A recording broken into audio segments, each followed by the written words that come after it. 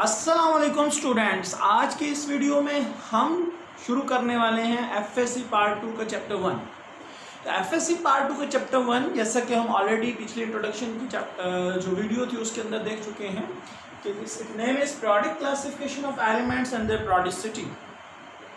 तो आज की वीडियो में जो कि मेरा पहला लेक्चर है इस चैप्टर के बारे में, आज हम इसमें 3 टॉपिक्स जो हैं, जो कि इंट्रोडक्शन है, हिस्टोरिकल बैकग्राउंड है और improvements in the Mendeleev product table, ये 3 चीज़ें आज हम आज के इस लेक्चर में क्लियर करेंगे। तो सबसे पहले तो बात करते हैं इंट्रोडक्शन की। तो इंट्रोडक्शन किस चीज़ का है जी? चैप्टर का इंट्रोडक्शन है। ठीक है, चैप्टर के इंट्रोडक्शन में हमने क्या करना है? Periodic classification of elements. तो एलिमेंट्स को कहाँ क्लासीफाई किया जाता है? पीरियोडिक टेबल के अंदर। तो बात करते हैं पीरियोडिक टेबल की। पीरियोडिक टेबल क्या है, हमारे लिए क्या इसकी इंपॉर्टेंस है? तो पीरियोडिक टेबल बेसिकली, अगर हम पीरियोडिक टेबल को देखें तो periodic table provides us basic framework to study the physical and chemical properties of elements and their compounds. तो जैसा कि आपने ये डेफिनेशन देखी और आपको नज़र आ रही है हाईलाइटेड हुई हुई भी, तो इस डेफिनेशन के अकॉर्डिंग अगर मैं थोड़ा सा इसके ऊपर आपको बयान कर देता हूँ, एक्सप्लेन कर देता हूँ कि इसका एक्चुअल मीनिंग क्या है। देखिए, फिजिकल एंड केमिकल प्रॉपर्टीज, अगर उर्दू में बात करूँ तो कहते हैं कि पीरियोडिक टेबल हमें एक फ्रेमवर्क प्रोवाइड कर रहा है जिसके मुताबिक, जिसको यूज़ करते हुए हम एलिमेंट्स या उसके कंपाउंड्स, जैसे हाइड्रोजन एक एलिमेंट है और उसका कंपाउंड वाटर है, कार्बन एक एलिमेंट है उसका कंपाउंड मीथेन भी है, कार्बन डाइऑक्साइड भी है। तो एलिमेंट और इनके कंपाउंड्स की हमने फिजिकल और केमिकल प्रॉपर्टीज़, फिजिकल प्रॉपर्टीज़ में मैं चंद एक का जिक्र कर देता हूँ। फिजिकल प्रॉपर्टीज़ में मेल्टिंग एंड बॉइलिंग पॉइंट आ जाता है, उनकी कंडक्टेंस आ जाती है। ठीक है, तो ये फिजिकल प्रॉपर्टीज़ और केमिकल प्रॉपर्टीज़ को स्टडी करने के लिए हमें एक फ्रेमवर्क प्रोवाइड करता है। मिसाल के तौर पर जब आप बात करते हैं पीरियोडिक टेबल में तमाम एलिमेंट्स के मेल्टिंग एंड बॉइलिंग पॉइंट्स को याद रखना बड़ा मुश्किल है, तो हम एक ट्रेंड अपने माइंड में रख लेते हैं कि यार ये एलिमेंट, जैसे हम कहते हैं कि आयनाइजेशन एनर्जी, जैसे आपको, क्योंकि मैं एग्जांपल वो दूं जो आपने पहले पढ़ी हुई है, 9th क्लास में आपने आयनाइजेशन एनर्जी पढ़ी थी, तो आपने क्या सीखा था उसमें कि आयनाइजेशन एनर्जी जो है वो पीरियड में जब हम मूव करते हैं लेफ्ट टू राइट पीरियड में, तो वो इंक्रीज करती है, और टॉप टू बॉटम वो क्या करती है? डिक्रीज करती है। तो same is with melting and boiling point, वो भी उसका भी पीरियोडिक टेबल में इसी तरह ट्रेंड होगा कि अगर हम एक एलिमेंट से जो कि पीरियड में शुरू में आ रहा है उससे आगे की तरफ चलते हैं तो मेल्टिंग एंड बॉइलिंग पॉइंट पे क्या असर होगा। तो ये पीरियोडिक टेबल हमें हेल्प करता है ताकि हम एलिमेंट और उनके कंपाउंड्स की केमिकल एंड फिजिकल प्रॉपर्टीज को स्टडी कर सकें। तो नेक्स्ट अगले टॉपिक की तरफ चलते हैं, दैट इज हिस्टोरिकल बैकग्राउंड। तो बात करते हैं हिस्टोरिकल बैकग्राउंड की। तो हिस्टोरिकल बैकग्राउंड किस चीज़ का? बात यहाँ आती है किस चीज़ का? Historical background. तो historical background of classification of elements. आज अगर हम देखते हैं तो हमारे सामने एक बड़ा सा मॉडर्न पीरियोडिक टेबल हमें नज़र आता है, जिसके अगर ग्रुप्स को गिने, हॉरिजॉन्टल कॉलम्स को, वर्टिकल कॉलम्स को अगर हम गिने तो वो 18 हैं। 18 वर्टिकल कॉलम्स यानी 18 ग्रुप हैं। और अगर हम पीरियड्स को, जो कि यूँ हॉरिजॉन्टल रोज़ हैं, उनको देखते हैं तो 7 हॉरिजॉन्टल रोज़ नज़र आती हैं। इतना बड़ा पीरियोडिक टेबल है, एकदम से तो नहीं बना, जाहिर है कुछ ना कुछ डेवलपमेंट इसके पीछे, हिस्टोरिकल बैकग्राउंड, एवोल्यूशन हुआ है इसका एवोल्यूशन कैसे हुआ है यहाँ तक वो देखते हैं। उस सिलसिले में ये मॉडर्न पीरियोडिक टेबल तक की डेवलपमेंट है, इसमें मुख्तलिफ साइंटिस्ट की कंट्रीब्यूशन है जो कि आपके सामने मैंने यहाँ पे लिखे हैं। अल-राज़ी एक मुस्लिम साइंटिस्ट था, Dobereiner, Newland, Mendeleev and Moseley in the last. तो ये हमारे पास कुछ साइंटिस्ट हैं जिन्होंने एलिमेंट्स को क्लासीफाई किया अपने अपने टाइम में। जो एलिमेंट्स उनके पास मौजूद थे उन्होंने उसके अकॉर्डिंग इनको अरेंज किया। तो सबसे पहले अल-राज़ी। तो जो अल-राज़ी है, इसने उस वक़्त एलिमेंट्स को, जस्ट यहाँ पे आपके कोर्स में या आपके लेवल तक आपको यही बताया गया है कि अल-राज़ी ने क्या किया था, एलिमेंट्स को फिजिकल एंड केमिकल प्रॉपर्टीज़ के लिहाज से अरेंज किया था जो उसके पास उस वक़्त मौजूद थे। नेक्स्ट बात करते हैं डोब्राइनियर की। डोब्राइनियर ट्राइएड्स, ये भी आपने सुना होगा कि ट्राइएड का मतलब 3 एलिमेंट का एक ग्रुप। फॉर एग्जांपल अगर हम बात करते हैं, हमें आज अगर मैं देखूँ एग्जांपल के तौर पे आपके लिखूँ लिथियम, सोडियम और पोटाशियम, ये 3 एलिमेंट का एक ग्रुप, ये भी उसी के ग्रुप्स में से एक ग्रुप है, 3 एलिमेंट का एक ग्रुप। तो इसमें 3 एलिमेंट का ग्रुप जिनकी physical and chemical properties same थी, उनको एक एक ग्रुप बना लिए 3 एलिमेंट्स के। तो ये तीन एलिमेंट्स के। इसकी एक और बात ये थी कि उसने कहा कि अगर पहले का मैथ जो कि लिथियम का मैथ 7 है और जो पोटाशियम है इसका मैथ 39 है, इन दोनों के मैसेज को जमा करके अगर हम 2 से डिवाइड करते हैं तो 39 + 7 हमारे पास क्या आंसर आता है 46। 46 को 2 से डिवाइड करें तो सोडियम का मैथ आ जाता है दैट इज 23। तो डोब्राइनर ने कहा, उससे तीन एलिमेंट्स के जो ग्रुप बना दिए थे उसको ट्राइड्स कहा जाता है, डोब्राइनर ट्राइड्स। नेक्स्ट की तरफ चलते हैं तो that is Newland. Newland octave याद होगा आपने लोअर स्टैंडर्ड 9th स्टैंडर्ड में इसको पढ़ा था। तो न्यूलैंड ऑक्टेव, अब न्यूलैंड ने क्या किया इन 1864 में, इसके पास जो उस वक्त एलिमेंट्स मौजूद थे दैट वाज अबाउट 64 एलिमेंट्स। तो 64 एलिमेंट्स को न्यूलैंड ने फिजिकल एंड केमिकल प्रॉपर्टीज और एटॉमिक मास के लिहाज से, इंक्रीजिंग एटॉमिक मास के लिहाज से, यानी जिसका मास 1 है फिर 3 है 4 है, इस लिहाज से सबसे कम मास वाले को पहले एंड देन, तो 8 एलिमेंट्स आ रहे थे एक ही पीरियड में।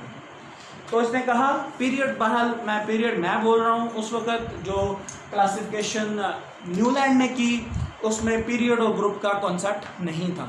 उसने कहा कि एलिमेंट्स को अगर increasing order of atomic mass से अरेंज करते हैं तो हर 8वें एलिमेंट की प्रॉपर्टी रिपीट होती है इन अ पीरियोडिक मैनर पहले वाले के साथ। तो इसको उसने लॉ ऑफ ऑक्टेव भी कहा, ठीक है, जो आपको नजर आ रहा होगा। And then Mendeleev in 1871 he was the first person who gave first ever periodic table, ठीक है। Mendeleev was the first person who gave us the first ever periodic table. He arranged the elements in horizontal rows called periods and vertical columns called group. यानी जैसे मैंने शुरू में कहा Newland के time पे मैंने कह रहा था पीरियड एंड ग्रुप, क्योंकि उसने पीरियड एंड ग्रुप का नाम नहीं लिया। जस्ट उसने कहा अगर एलिमेंट्स को एटॉमिक मास के लिहाज से अरेंज कर देते हैं तो every 8th element have similar physical properties with the first one. जबकि मेंडलीफ ने बाकायदा पीरियोडिक टेबल प्रेजेंट किया और इसके जो पीरियोडिक टेबल के अंदर इसने कुछ गैप्स छोड़ दिए। एक तो उसने अरेंज किया, अब इसकी जो अरेंजमेंट थी, जैसे इसने अरेंज किया था about on the basis of the chemical and physical properties, Griner also arranged on their physical and chemical properties. Newland arranged them on the basis of their increasing atomic mass. Mendeleev also arranged the elements on the basis of their increasing atomic mass. तो increasing atomic मास के लिहाज से arrange कर दिया और इसने भी यही कहा, इसका तो मेंडलीव पीरियोडिक लॉ भी है। वो क्या है कि if elements are arranged in order of their increasing atomic mass their properties repeat in the periodic manner, ठीक है। तो ये हमारे पास मेंडलीव का पीरियोडिक लॉ है। और अगर हम मेंडलीव के पीरियोडिक टेबल के बारे में बात कर रहा था मैं, तो उसमें अगर हम देखें उसके जो प्लस पॉइंट्स थे, उसने एलिमेंट्स के कुछ जो एलिमेंट्स डिस्कवर नहीं हुए थे उनके पीरियोडिक टेबल के अंदर गैप छोड़ दिया और उसने उनके बारे में प्रॉपर्टीज़ को प्रिडिक्ट किया कि यहाँ पे जो एलिमेंट आएगा उसकी प्रॉपर्टीज़ ये होंगी। और बाद में देखा गया कि जो बाद में एलिमेंट, जैसे कि एग्जांपल जर्मीनियम की है, वो एलिमेंट बाद में डिस्कवर हुआ और उसकी प्रॉपर्टीज़ भी जैसे कि मेंडलीव ने प्रिडिक्ट की थी बिल्कुल काफ़ी हद तक उनसे मैच करती। तो ये यहाँ तक हमारे पास आ गया जो पीरियोडिक टेबल के बारे में सारा हिस्टोरिकल बैकग्राउंड है। नाउ ये नाम आपको कहीं सुना सुना लग रहा होगा। फर्स्ट पार्ट एफएससी पार्ट 1 में आपने चैप्टर 5 में आपको याद होगा एक्सरेज एंड एटॉमिक नंबर वाला टॉपिक पढ़ा था। तो एक्सरेज एंड एटॉमिक नंबर वाले चैप्टर में टॉपिक में आपको याद है मोज़ले का नाम आया था 1913 और 1914, 1913 एंड 1914। इस बंदे ने क्या किया था कि 38 एलिमेंट्स की जो एक्सरेज थी उनको स्टडी किया था और एटॉमिक नंबर डिस्कवर किया था। तो एटॉमिक नंबर जब डिस्कवर हो गया 1913 और 14 में, तो एलिमेंट्स को अरेंज करने के लिए एक अच्छी फिजिकल, एक अच्छा पैरामीटर हमें मिल गया जिसके बेस पे हम एलिमेंट्स को अरेंज कर सकते हैं और जिससे बहुत सारी जो मुश्किलात आ रही थी या कन्फ्यूजन्स थी मेंडलीव के पीरियोडिक टेबल के अंदर, वो रिजॉल्व हो गई। तो अगर देखते हैं कि वो जो एटॉमिक नंबर डिस्कवर होने के बाद हमारे पास जो हमने इम्प्रूवमेंट की, अब इसके बारे में हम नेक्स्ट जो है इस टॉपिक के अंदर पढ़ेंगे, improvements in the Mendeleev periodic table. तो मैं कह रहा था कि 1913 और 14 में मोज़ले ने एटॉमिक नंबर डिस्कवर कर लिया। मोज़ले ने एटॉमिक नंबर डिस्कवर कर लिया तो जो सबसे पहली इम्प्रूवमेंट की गई मेंडलीव से मॉडर्न पीरियोडिक टेबल की तरफ आते हुए, दैट वाज कि एलिमेंट्स जो कि पहले एटॉमिक मास के लिहाज से अरेंज थे उनको एटॉमिक नंबर के लिहाज से अरेंज कर दिया। This was the first improvement. तो फर्स्ट 3 इम्प्रूवमेंट, टोटल 3 इम्प्रूवमेंट्स हैं। 3 इम्प्रूवमेंट में very first improvement is that elements were arranged on the increasing order of the atomic number, not on the atomic mass. अब second improvement की तरफ चलते हैं, तो मैं आपको थोड़ा सा बताता चलूँ। मैं इसको रेज करता हूँ। तो सेकेंड इम्प्रूवमेंट थी मेंडलीव के पीरियोडिक टेबल में, वो ये थी कि जो ग्रुप 2A था, जो ग्रुप 2 था, सॉरी उस वक्त तो ग्रुप 2A नहीं था, 2 ही था सिर्फ। उसमें कौन कौन से एलिमेंट्स थे? Beryllium, magnesium, calcium, strontium, barium, radium, zinc, cadmium और mercury. All these were in the single vertical column.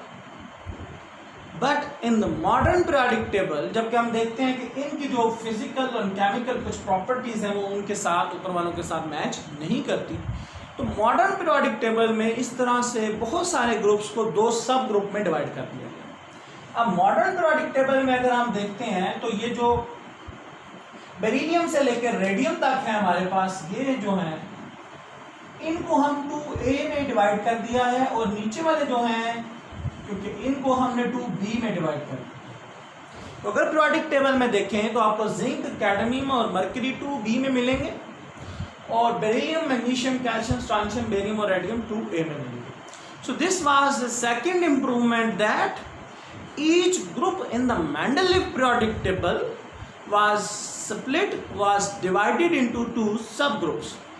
Her group periodic table में, मेंडलीव के पीरियोडिक टेबल में 2 सब ग्रुप में डिवाइड करते हैं।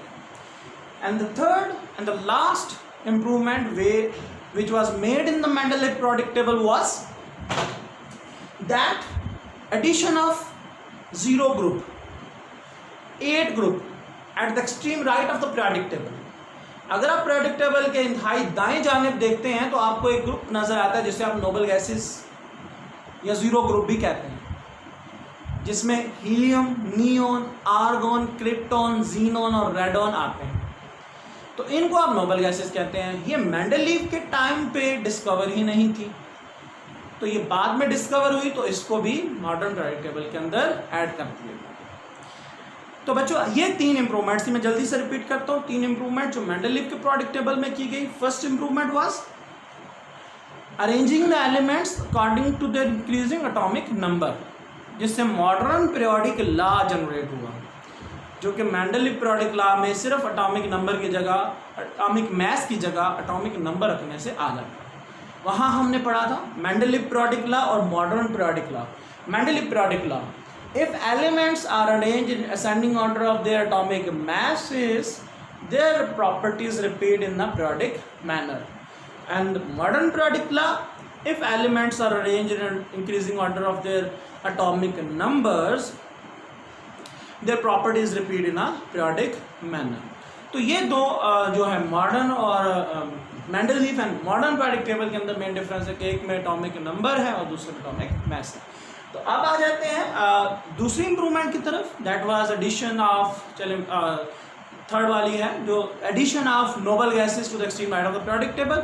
एंड थर्ड वन कि हर ग्रुप को हमने 2 सब ग्रुप में डिवाइड कर दिया, जैसे कि ये सारे एक ही ग्रुप के अंदर थे, इनको 2 सब ग्रुप। तो होपफुली ये आज का हमारा जो टॉपिक था, 3 जो टॉपिक्स थे, इंट्रोडक्शन था, जिसमें हमने जस्ट देखा कि पीरियोडिक टेबल एक फ्रेमवर्क प्रोवाइड करता है जिससे हम एलिमेंट्स की केमिकल और फिजिकल प्रॉपर्टीज़ को आसानी से पढ़ सकते हैं।